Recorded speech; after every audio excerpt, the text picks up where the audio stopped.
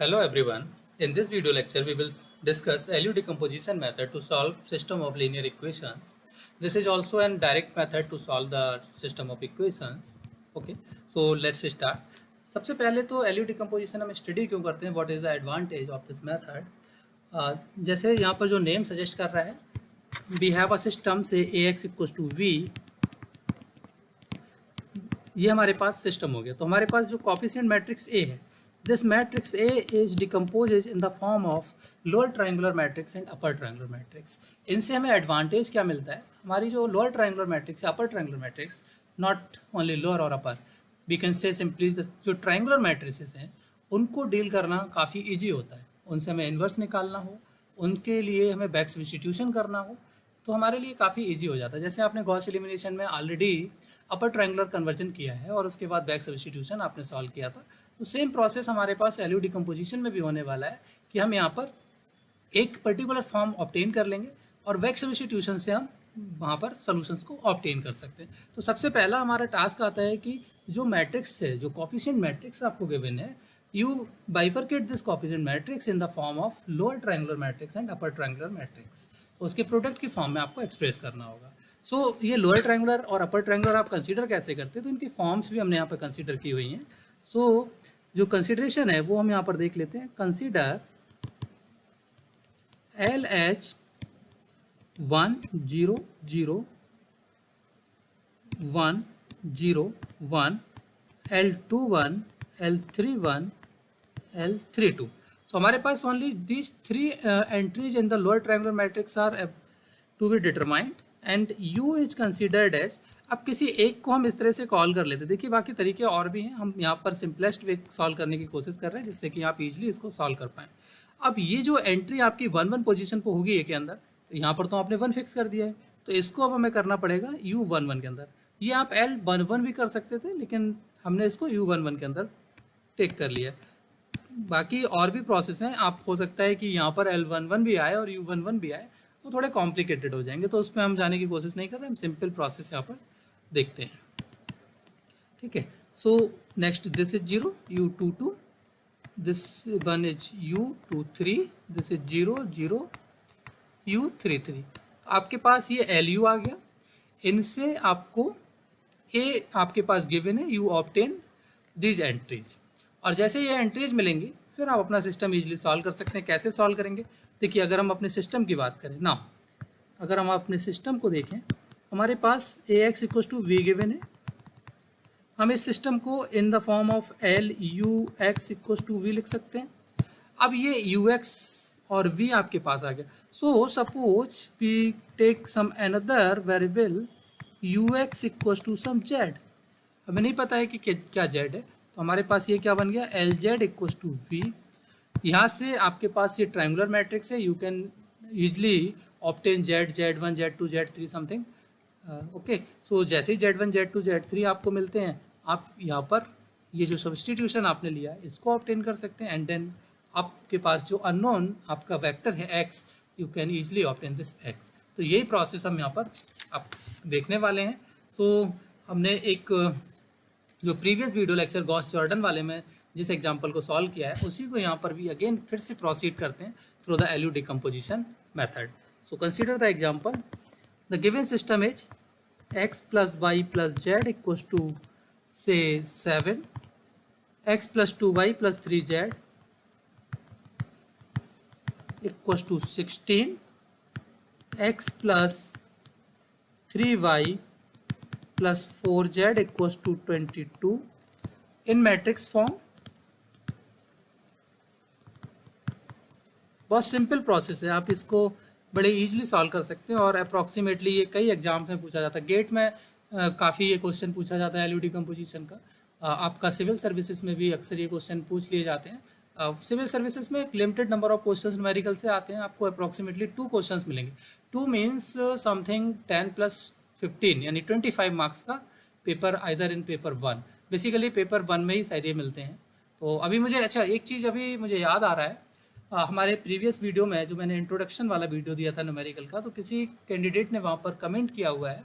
So please वहाँ पर उन्होंने सिलेबस की बात की है. मैं हर एक कोर्स का जो आपके एग्ज़ाम्स हैं, कॉम्पिटिटिव एग्ज़ाम्स हैं या कोई कोर्स है, उसका सिलेबस यहाँ पर हर बार नहीं देख सकता। और अगर मैं देखता भी हूँ, मान लिया कि अगर मैं चेक कर भी लूँ, तो अगर मैंने जिस दिन वीडियो क्रिएट किया उस दिन के अकॉर्डिंग मैंने वो आपको बता दिया, बट आफ्टर सम टाइम अगर कोई मॉडरेशन हो गया सिलेबस में, तो फिर आफ्टर ये 1 ईयर 2 ईयर 3 ईयर आप अगर इस वीडियो को देखते हैं तो फिर आपको चेंजेस वहाँ पर मिलेंगे, फिर वो प्रॉब्लम होगी। सो मेरी ये सभी से रिक्वेस्ट है कि सिलेबस के रिगार्डिंग आप जो भी एग्ज़ाम का सिलेबस देख रहे हैं उसको आप उसकी ऑफिशियल वेबसाइट से गो थ्रू कर लीजिए। कुछ ऐड ऑन हुआ है, कुछ सिलेबस रिमूव हुआ है, तो वो आप वहाँ पर एक बार वेरीफाई कर लें, क्योंकि ये time to time syllabus vary होते रहते हैं। तो इसलिए हम सिलेबस के रिगार्डिंग कोई कमेंट नहीं दे सकते कि ये आपका इस बार आ रहा है तो नेक्स्ट ईयर आएगा या नहीं आएगा, या हमने बोल दिया कि ये आपके सिविल सर्विसेज का क्वेश्चन है तो उसमें हम ये गारंटी नहीं दे रहे कि नेक्स्ट ईयर सिविल सर्विसेज में ये क्वेश्चन आएगा। ठीक है, तो ये आपको टाइम टू टाइम आपको चेक करके देख के चलना पड़ेगा। सो बस हम सिर्फ यहाँ पर आपको कॉन्सेप्ट दे सकते हैं, आपको जो भी चीज़ों की ज़रूरत है वो आप यहाँ पर पिक आउट कर सकते हैं, बाकी सिलेबस आप अपना गो थ्रू कर लें, उसके बाद ही टॉपिक्स को आप डिसाइड करें। Okay, so in matrix form this one 1 1 1 1 2 3 1 3 4, this one is x y z, this one is 7 16 22। LU composition का एक एडवांटेज ये है कि यहाँ पर आपको ऑपरेशंस, रो ऑपरेशंस नहीं लगाने पड़ेंगे, तो आपको कहीं ना कहीं थोड़ा रो ऑपरेशन, कॉलम ऑपरेशन से छुटकारा मिल जाएगा। ठीक है, सो इसको हमने मान लिया ए एक्स इक्वल्स टू वे। नाउ कंसीडर, नाउ डिकम्पोज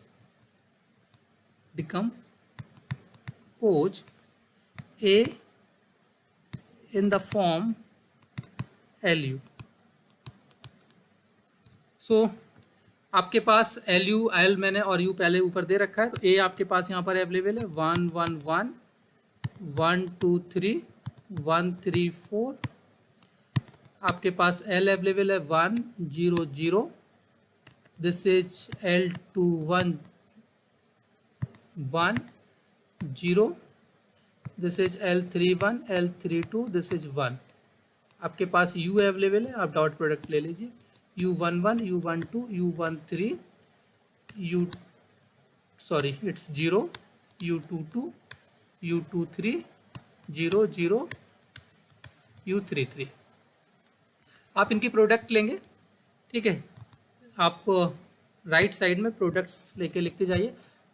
जब आप रो और कॉलम की प्रोडक्ट करते हैं, first row first column gives the first element, so U11।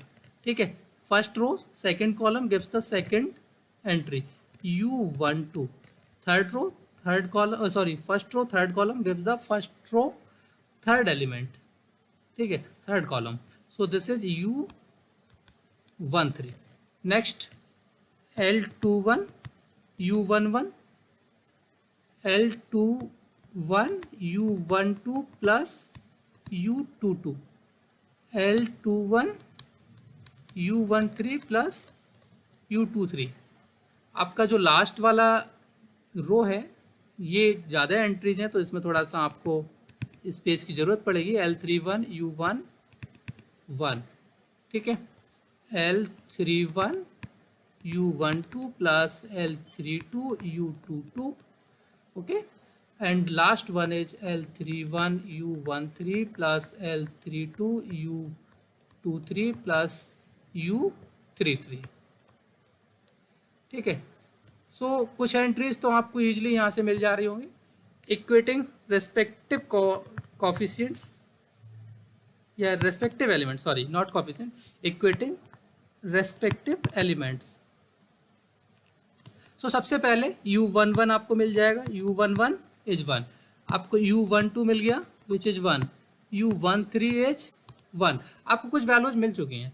अब आप यहाँ से नेक्स्ट रो को ऑब्टेन करेंगे, L21 into U11 is 1, but you already obtain U11, so what is the L21? L21 is U11 is 1, so L21 is also 1। Okay, next है आपके पास L2,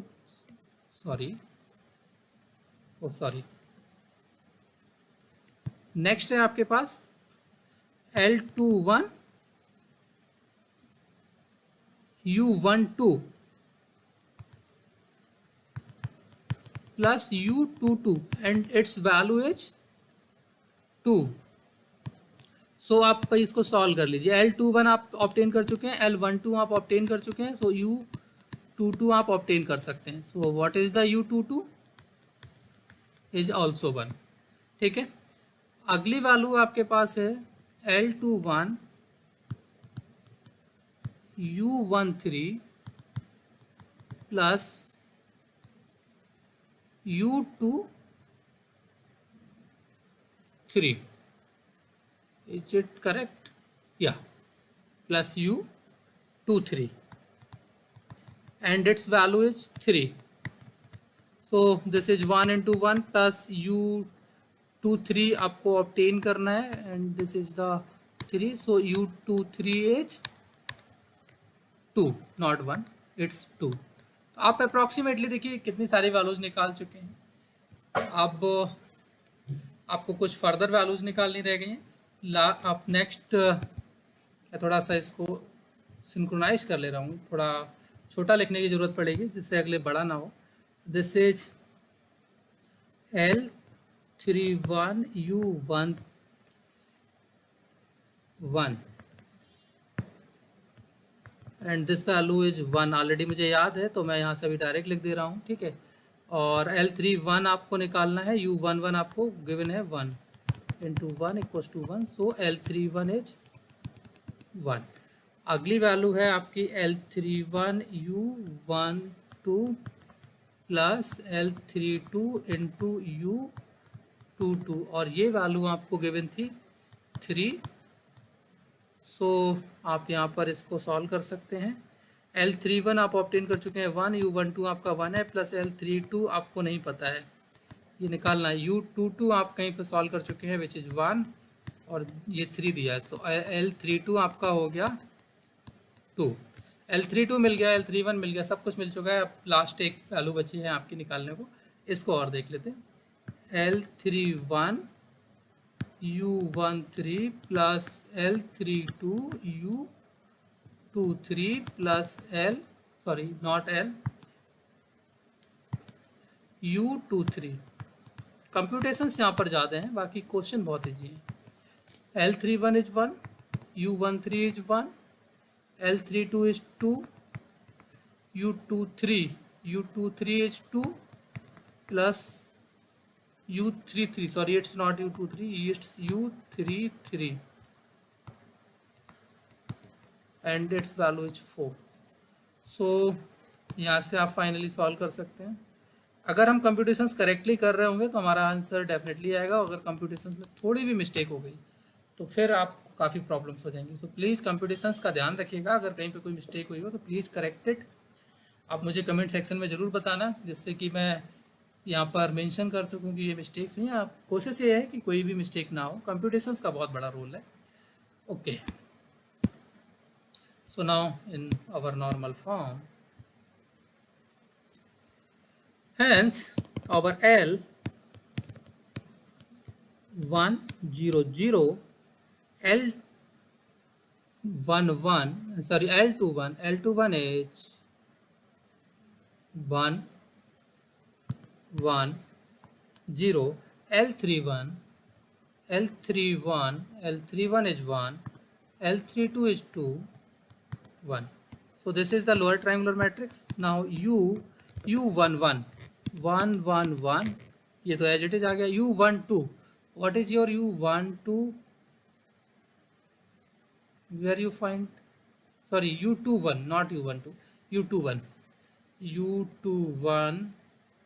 where is U21? Sorry U21 तो 0 है. अच्छा पहले तो ये एक काम करिए, जो एंट्री 0 है वो 0 रख लीजिए क्योंकि वरना ये बड़ा कन्फ्यूजन होता है. जस्ट देखिए मैं U21 ही सर्च कर रहा हूँ, मिलेगा ही नहीं कहीं. U22, next is U22 is 1 and U23 2, U33 -1. So इस तरह से आपके पास upper triangular lower triangular matrix आ गई. हैंस जो आपने सिस्टम लिया था AX = V, इसको कैसे लिख सकते हैं हम? This can be written as LU X = V. This can be suppose as Z. So this can be written as L Z equals to V. ठीक है, तो आपको एल जेड पहले सॉल्व करना है। Now find L Z. Now L Z equals to V where Z is U X. So L आपके पास available है 1 0 0 1 1 0 1 2 1।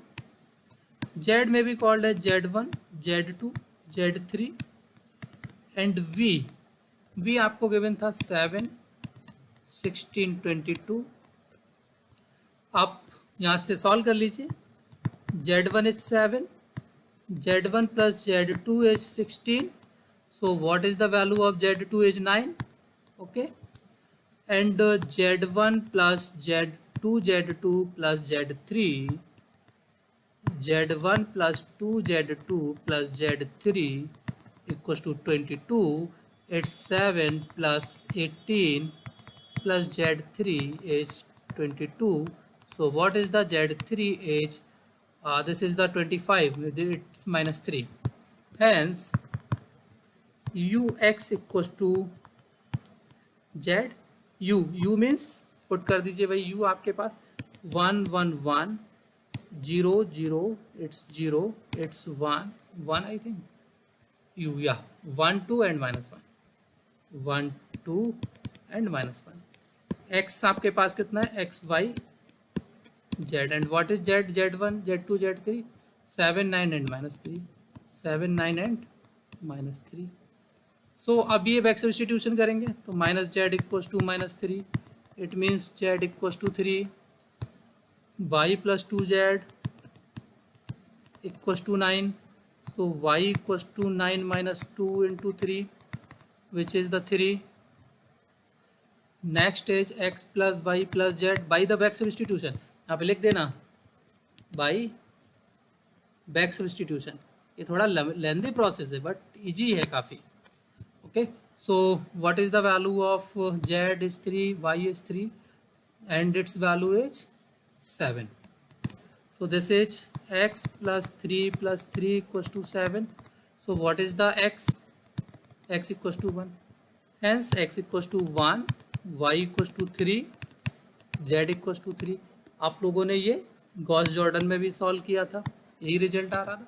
सो इस तरह से गॉस एलयू डिकम्पोजिशन से आप बड़े easily lower triangular and upper triangular matrix में इसको कन्वर्ट करके बैक सब्स्टिट्यूशन के थ्रू किसी भी सिस्टम ऑफ इक्वेशंस को बड़े इजीली सॉल्व कर सकते हैं। यहाँ पर आपकी कंप्यूटेशंस थोड़ी सी लेंथी हो जाती है लेकिन इजी काफ़ी है। So this is the main benefit of LU decomposition कि यहाँ पर अगर हमें इन्वर्स की भी जरूरत पड़े तो हम बड़े इजीली इसका इन्वर्स भी फाइंड कर सकते हैं, जो लोअर ट्रायंगुलर मैट्रिक्स है या जो अपर ट्रायंगुलर मैट्रिक्स है।